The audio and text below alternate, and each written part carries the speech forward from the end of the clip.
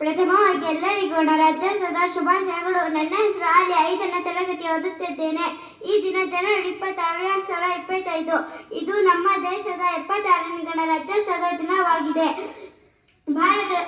Doctor Baba Saheb Bhimrao Ambedkar ಅವರನ್ನು ಭಾರತದ ಸಂವಿಧಾನದ ಪಿತಾಮಹ ಎಂದು ಕರೆಯುತ್ತಾರೆ.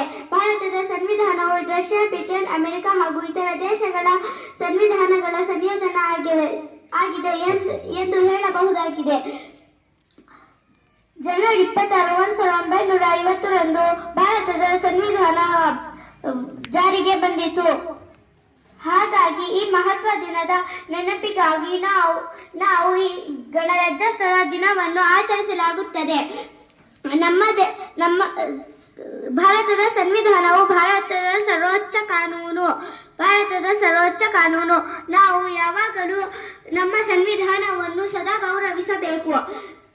ಭಾರತದ ಪ್ರಜಾಪ್ರಭುತ್ವ ರಾಷ್ಟ್ರ ಎಂದು ಹೇಳುವ ಮೂಲಕ ನನ್ನ ಭಾಷಣ ಮುಗಿಸುತ್ತೇನೆ. ಜೈ ಹಿಂದ್, ಜೈ ಭಾರತ್. ಅಸ್ಸಲಾಮು ಅಲೈಕುಂ.